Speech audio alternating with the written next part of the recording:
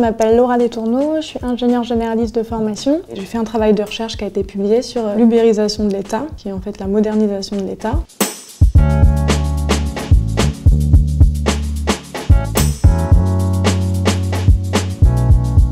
Il y a plein de choses qui auraient pu être mieux portées si notamment la feuille de route du numérique en santé qui a été lancée en avril 2019 et qui a été calibrée sur une durée de 3 ans avait été plus aboutie. Donc c'est vrai, il y avait une vraie frustration de se dire si on avait eu un espace numérique de santé, si l'interopérabilité avait davantage été déployée, si la sécurité des systèmes d'information avait déployé, ça aurait complètement changé la donne de la gestion numérique de la crise. Le projet SIDEP, Système d'information de dépistage, qui est un projet colossal qui vise notamment effectivement une interopérabilité entre différents établissements. Ce n'est pas des hôpitaux, mais en l'occurrence, c'est des laboratoires. Il y en a plus de 5000 qui font des tests RT-PCR pour détecter la positivité au Covid. Et ça permet à la fois d'avoir un suivi épidémiologique très fin, beaucoup plus que précédemment, pour prédire une seconde vague, pour avoir le taux d'incidence du Covid dans la population, mais aussi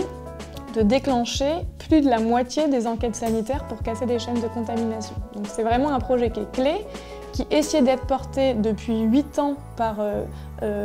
Santé publique France en l'occurrence, et qui là a été fait en 3 semaines. Pourquoi ? Parce que tous les leviers du succès d'un projet informatique ont été activés, ce qui n'est pas le cas en temps hors crise, et il faut qu'on fasse en sorte que ce soit le cas.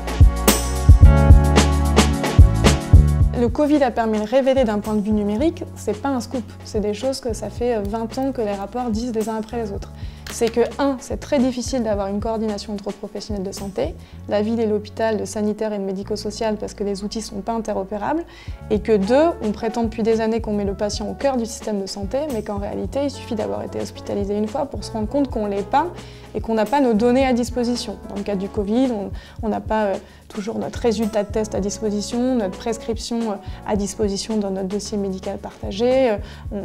on n'est pas orienté vers des services de téléconsultation qui pourraient être le plus fiable, etc. Ça, c'est un constat qui est partagé depuis des années par tous les acteurs.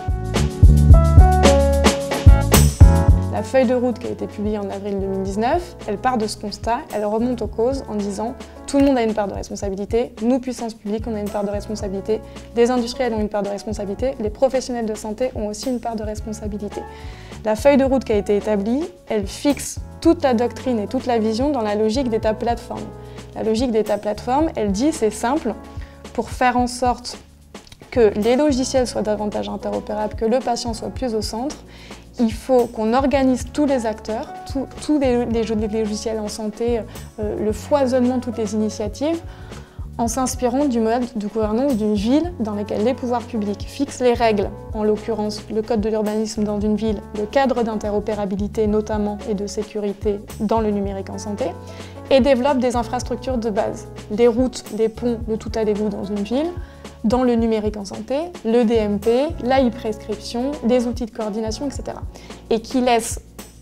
les acteurs au plus proche du terrain, que ce soit des soignants, que ce soit du public, que ce soit aussi tous les acteurs privés, construire des services numériques innovants, à condition qu'ils respectent les règles et qu'ils se raccordent aux infrastructures.